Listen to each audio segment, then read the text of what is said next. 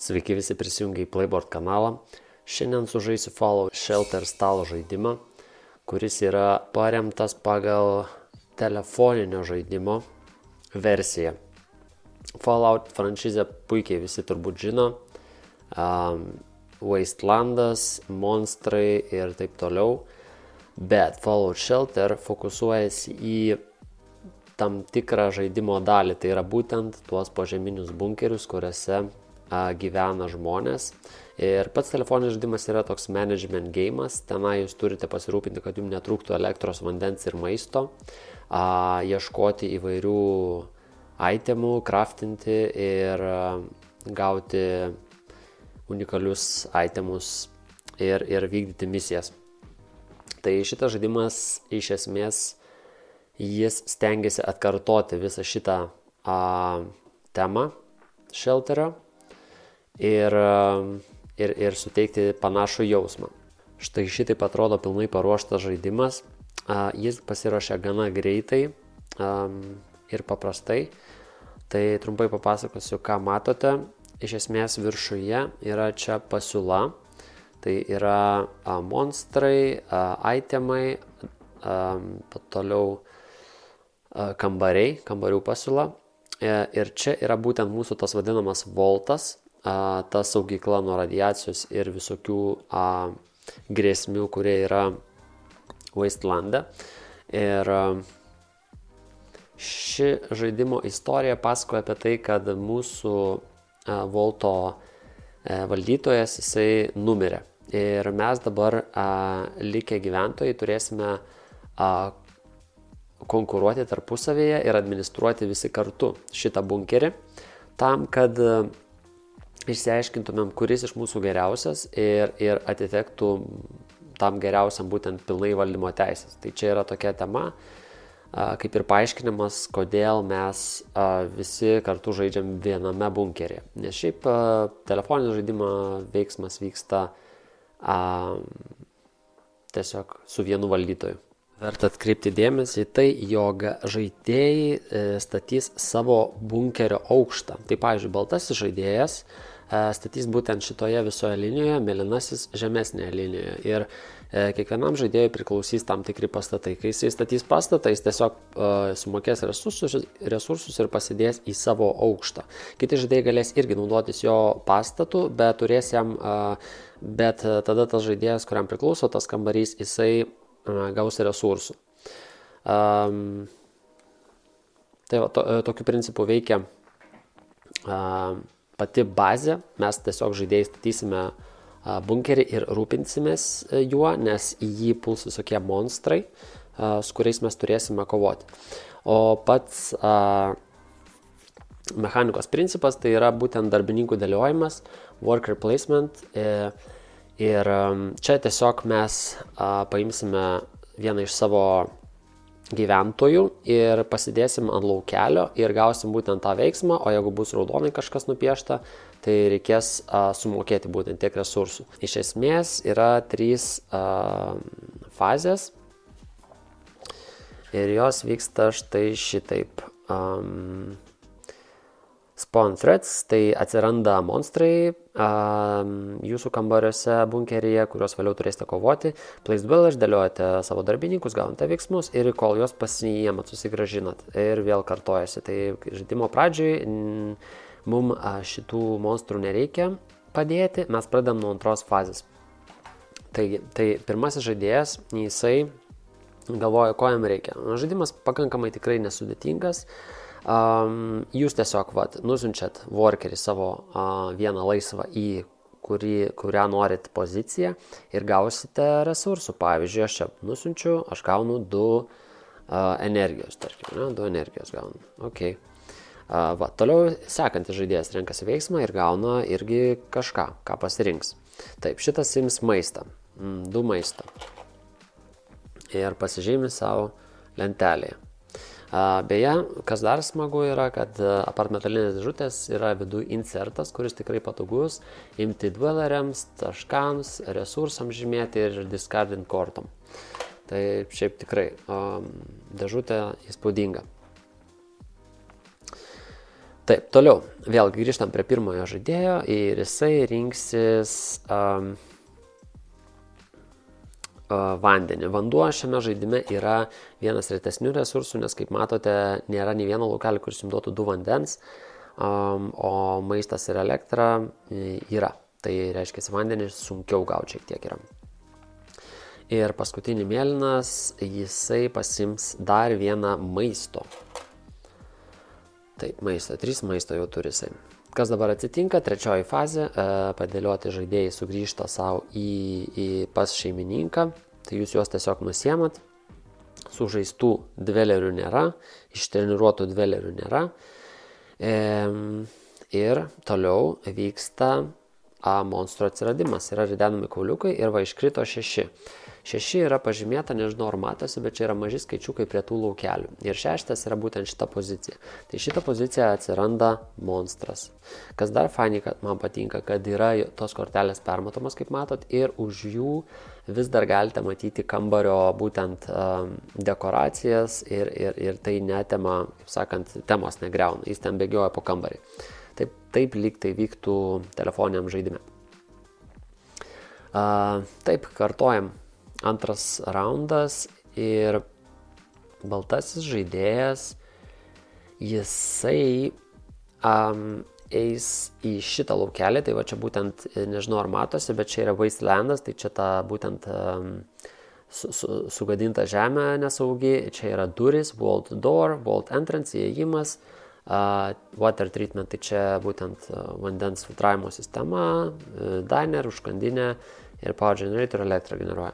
Tai gerai, aš siunčiu savo dvelerį būtent tą žmogeliuką į Wastelandą, kad jis ieškotų man resursų, bet aš jam turėsiu sumokėti, pagirdyti vandens, kitaip tariant, sumokėti vieną vandens resursą ir jisai pasiims iš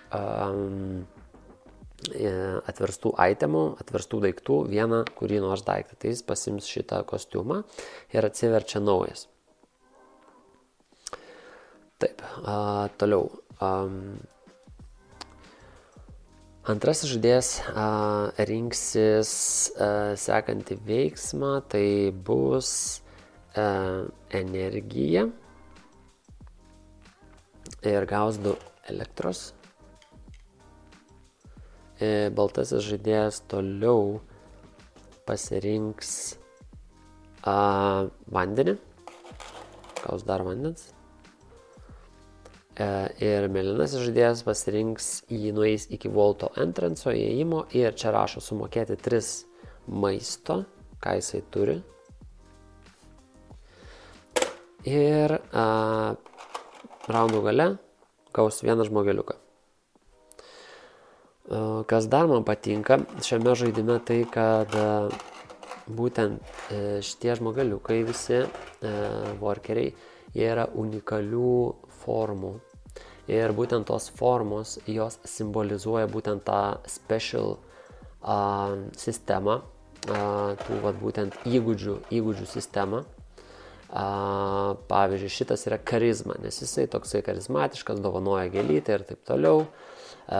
Science yra su kepurėlė, baigęs universitetą. Čia yra endurance turbūt, sprintą bėgioja ir taip toliau. Tai čia visi dalykai turi prasmę, netgi va dėžutės šone jūs galite pamatyti visus būtent įgūdžių simbolius. Taip, toliau vėlgi susigrąžiname darbuotojus, mėlynas jau turi 3, tai jis jau turės daugiau veiksmų sekantį raundą ir ridenam kauliuką.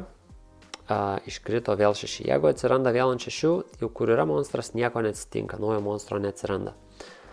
Taip, toliau baltasis vėl pradedam.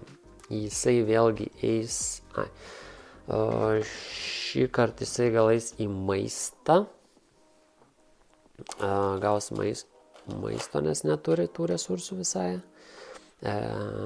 Mėlynasis eis į vandenį, gaus vandens. Baltasis eis į čia, sumokės vieną vandenį ir pasiims ginklą. Dar vieną itemą.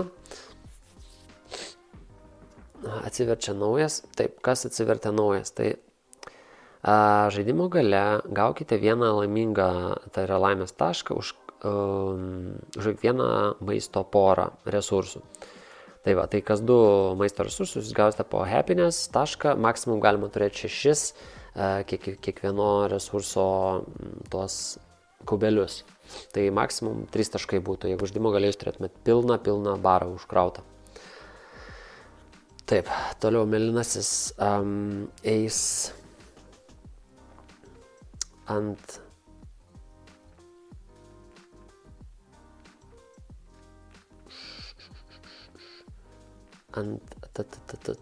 elektros.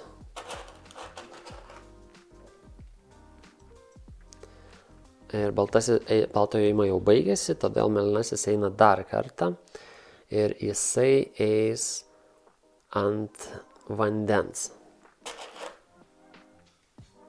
Vėlgi susigrąžinam darbuotojus. Visi grįžta sveiki, nieks neišsitreniravęs. Ir toliau ridename kauliukus. Tai bus 7. 7 yra liftai, ant jų monstrai irgi neatsiranda. Tarp kitko, jeigu žaistų žaidėjai 3 ar 4, tai papildomai atsiranda dar po vieną liftą žemiau ir kiekvienas žaidėjas stato savo aukštą. Kadangi žaidimas yra 2 dabar susitupintas, tai yra 2 papildomi aukštai, iš viso 3. Gerai, baltasis vėl pradedam. Ir ką? Jisai bandys eiti čia, kad gautų 2 maisto.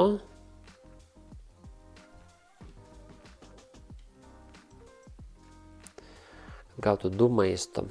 Mėlynasis, jisai statys būtent kambarį. Tai va, mėlynasis turi pasirinkti veiksmą ant savo lifto, jisai nusileidžia liftu čia. Ir čia parašyta, sumokėkit resursų, kiek parašyta ant kambario. Tai visų pirma, jis išsirenka kambarį ir jisai turi resursų va šitam būtent kambariui. O gal ir kitais, gal jam kitas bus naudingiau.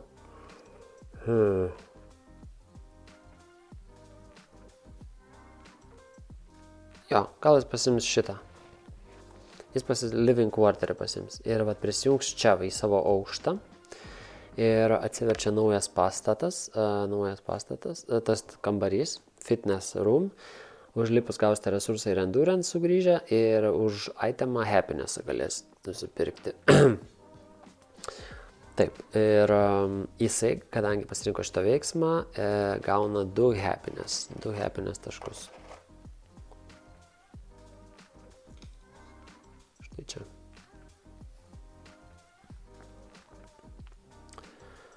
Taip, toliau. Baltasis jisai toliau darys šitą, sumokės 3 maisto, kad vėliau gautų workerį. Toliau mėlynasis siūs savo likusius 2 workerius į living quarterius, nes čia būtinai reikia 2. Ir raundo gale gaus 1 workerį. Štai. Ir skirtumas, čia resursų nereikia, bet reikia 2 žmogeliukų, čia reikia labai daug resursų, maisto, kad gautumėt žmogų. Tiesa, baltas irgi galės rinkti šitą kambarį, bet tada mėlynasis gaus resursą iš banko. Gerai, susigrąžinam žmogeliukus savo. Taip, čia viskas. Ir pirmoji fazė, monstro atsiradimas, 8. Atsiranda toksai blogiukas, Red Scorpion. Ir jo, jis atsiranda ant numerio 8. 8 yra čia. Ir štai ir už antrą eilutę mes neridenam, nes nėra pastatų, bet va čia jau yra kambarys, tai mes turime ridenti, nes čia irgi gali atsirasti. Kadangi iš ryto 7, tai 7 yra čia, nieko neatsiranda. Jeigu būtų išsiridenę 8, tai būtų čia, jeigu 9 čia būtų atsiradę, nes taip žiūrim pagal eilutę. Gerai, vėl baltasis pradeda, visą laiką pradeda tas, kuris turi tą žetoną. Ir žiūrim, ką jisai turi, ko jam čia reikia. Taip. Gerai, bandom tada baltasis pradeda. Tai gerai, aš tada padėsiu šitą, kad įeisiu į mėlyno kambarį, kad jisai nedarytų to veiksmo. Ir už tai mėlynasis gaus vieną resursą. Ir jisai, aišku, pasirinks maistą, nes antram veiksme reikia maisto, kad gautų jisai tai, ką nori gauti. Žmogeliukų nuverstų nelaikykite, nes tai žymiai, jog jie yra sužeisti. Tai čia yra labai svarbus aspektas, jie negali būti šonų laikomi, nugriuvę. Taip, toliau. Mėlynasis. Mėlynasis eis... Ko jam čia? Jis norės pastatą statyti turbūt. Ir žinau kokį. Realiai jis jau... aš nesumokėjau už aną. Jo, aš nesumokėjau už aną, sorry. Tai už fitness roomą aš turėjau sumokėti 2 elektros ir 2 vandens. Jo. Čia turėjau sumokėti šitą dalyką. Nesumokėjau, pamiršau. Taip, tai dabar mėlynasis. Tai jam reikia elektros ir vandens. Nu tai, tarkim, eikime čia. Gaus vandens. Ir baltasis eis kovoti su monstru. Štai čia. Jo. Jisai padeda šitą čia. Nu, davai pabandom stipresnį tą. Mes einam į šitą laukelį, tada išleidžiam vieną energijos, kad pakrautumėm šitą kostiumą, jį pasukam šonu, nes jį panaudojam ir pasakom, kad panaudosim ginklą ir pasukam šonu. Tai reiškia, ridename dabar, kad nužudyti skorpioną reikia 8 ir daugiau. Mes išmetėm 9, bet yra plus 3, tai iš viso realiai reikšmė yra 12 pas mus. Nors mums to ir nereikėjo. Bet kadangi mes atėjom jau ištreniruoti kostiumo dėka su perception, būtent iš to gebėjimu, tai mes gauname 2 happiness, kas yra labai daug šitam žaidime.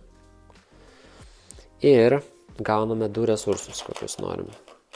Tai aš pasimsiu 2 vandens.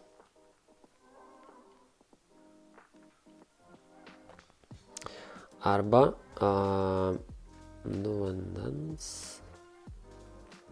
Galvoju, gal 2 maisto geriau. Gerai, bus 2 vandens. Nice. Taip, toliau mėlynasis. Realiai baltam žaidėjui nebeliko. Jis viską išsileido. Dabar eina mėlynasis.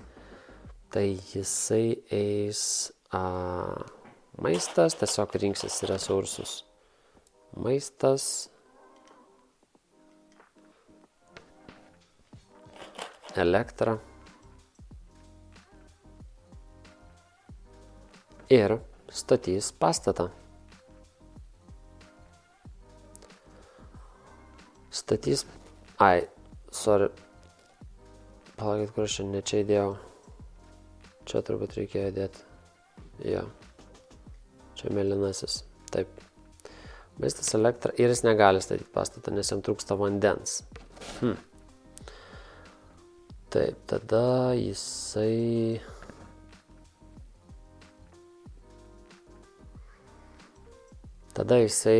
perims pirmumo teisę. Pasidės šitą ant vault door.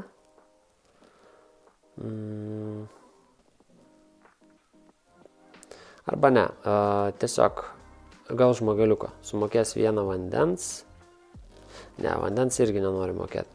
Davai perimkim per pirmumą. Čia. Nes jam tai yra aktualu, nes jis nori gauti nemokamus veiksmus. Ir viskas, susigražinam workerius. Tai šitas grįžta ant lako. nes čia rašo išsitreniruok sėkmėje, lakė. Ir gauna pirmo žaidėjo markerį, žymeklį. Tada šitas grįžta, jeigu būtų pralaimėjęs, šitam monstrui jis būtų grįžęs sužeistas, nugriuvęs, bet jis laimėjo, tai jis grįžta normaliai. Šitas monstras eina į diskardą. Ir tiek. Toliau šitie visi grįžta įprastai. Ir šitie grįžta su žmogeliuku. Oi, čia žmogeliukas turėjo būti. Jo, taip turėjo būti. Viskas, kortelės atsistato ir pirmasis raundas ridenam dėl monstrų. 6. Ar 6 yra užimtas 6, tai nieko nesiranda. Mėlynam žaidėjui 10. 10 net šalia labai. Nėra kambario ten vietos atsiras monstrui. Ir dabar jau pradeda mėlynasis, jis perėmė iniciatyvą ir jisai rinksis šitą, kad gautų vėliau žmogeliuką. Toliau baltasis rinksis šitą, gauna 2 maisto. Mėlynasis renkasi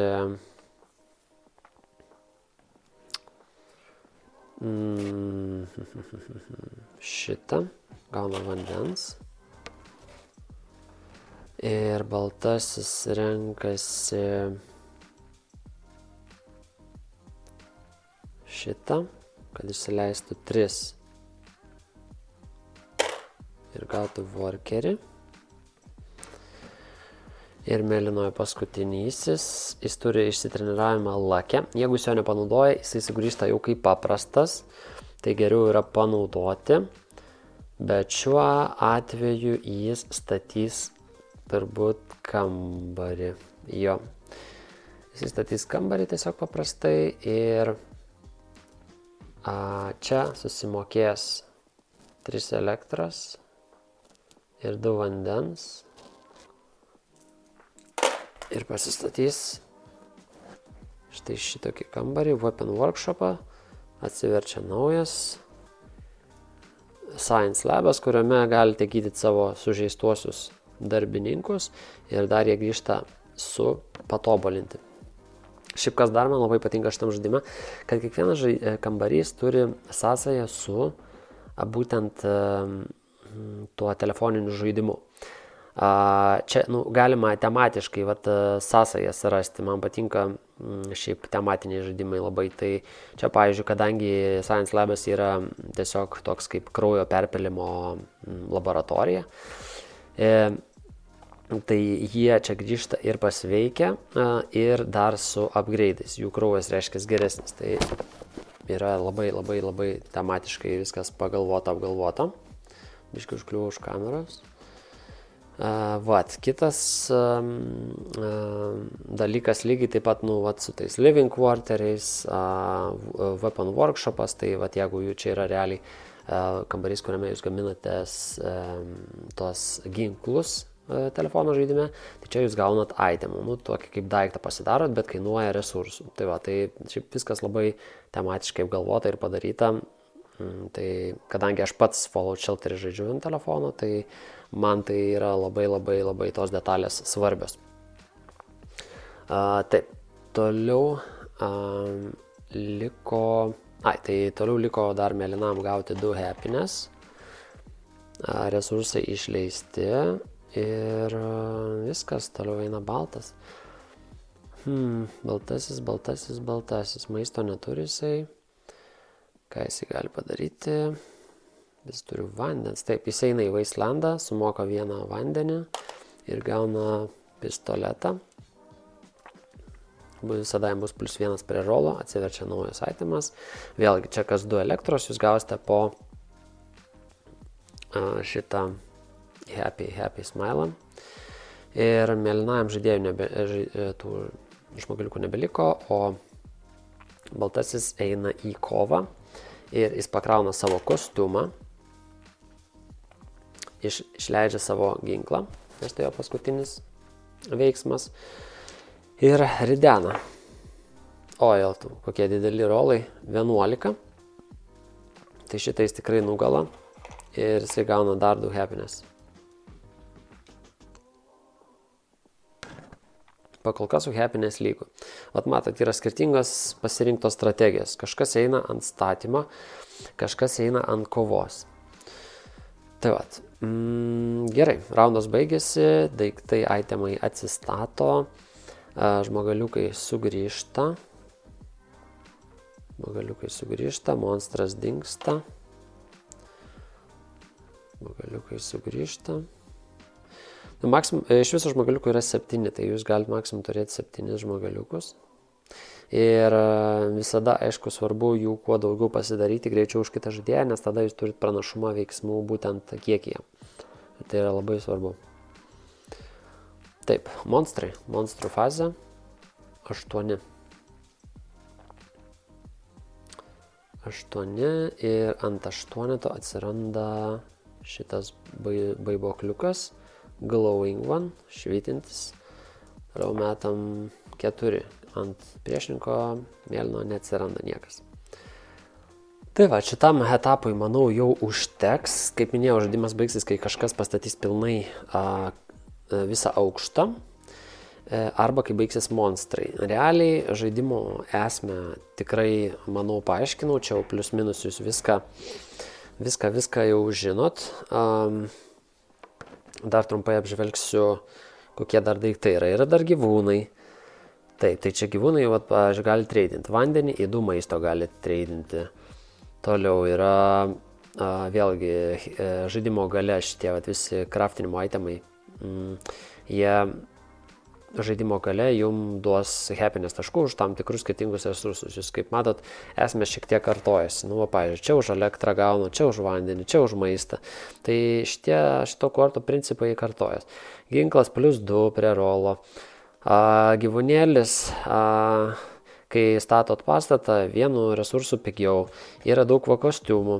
Kostiumai, pavyzdžiui, šitie kostiumai labai galingi, iš esmės jiems suteikia žmogaliukas, jeigu panaudoja šitą kostiumą, jis jį pasuka į šoną, bet jis eina į veiksmą jau kaip ištreniruotas, tai jūs gaunate 2 resursus. Labai galima tokį engine pasistatyti šitam žaidime, kur yra, tarkim, įsigijat pastatą, kuriam reikia, tarkim, intelligence. Ir jeigu turit lab coatą, pavyzdžiui, kokį, jūsų žmogaliukai visada bus ištreniruoti ant intelligence ir jūs, kai eisite į veiksmą, visada gausite 2 efektą, o mokėsite tik 1 kainą, tai 2 itemus gausite. Tai čia labai galim tokį užkominti padaryti. Combo engine, čia už kiekvieną gyvūną pas save gausite po happiness tašką. Exhaustment point, ethereal, perrident kauliukus. Čia galima atstatyti į panaudotą itemą, pahilinti, čia Steam packas, pagydyti savo darbuotojus, perradinti kauliukus, mainyti už kiekvieną kostiumą, gausite po happiness, tai yra pergalės tą tašką. Tai jūs galite tokius engine build, nes jeigu turi daug kostiumų, pavyzdžiui, pasiemat šitokį ir iškart daug taškų eina. Čia kas 2 pastatus po tašką ir taip toliau. Tai šiaip esmė plius minus aiški. Monstrai tai irgi čia skirtingi, kuo daugiau išmesti, tuo stipresnis bonusas būna. Būna net ne monstrai, būna, pavyzdžiui, gaisras gali būti, išleidžiat vandenį, gaunat happiness, tokie kaip ir nelaimės atsitik gali kaip ir tame telefoniniam žaidime. Su pastatais, jo, tai yra Nuka-Cola Bottler, fabrikas Nuka-Colas, kur jūs gaunat maisto ir vandens kaip ir žaidime lygiai tame telefoninėme. Outfit Workshopas, gamintis itemus vėlgi, maistas, sodas, elektra, nuclear reactor, elektrą gamina, viskas labai tematiškai atitinka. Šiaip žaidimą tikrai gerai vertinu, nes aš ir pats žaidžiu Fallout Shelter būtent tą telefoninį žaidimą, jau daug metų. Nėra ten taip, kad ištisai sėdėčiau, bet karts nuo karto prisijungiu ir to žaidimas tiesiog nesenstantis. Tai labai rekomenduoju ir jums išmėginti.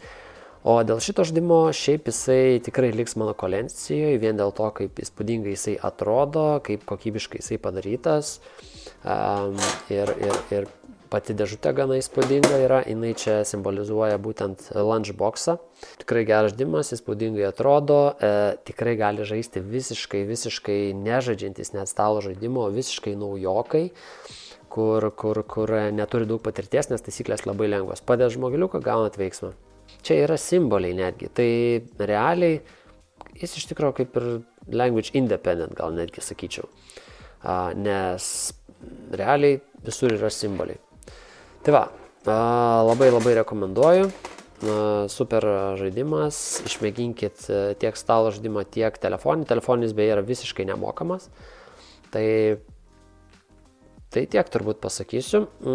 Ačiū tada, kad žiūrite mano kanalą. Šiaip labai būtų smagu, jeigu jūs pasubscribintumėt, padėtumėt laiką. Tokiu būdu susilaukčiau daugiau peržiūrų. Komentuokit, rašykit kažkokius pastebėjimus ir iki kitų kartų.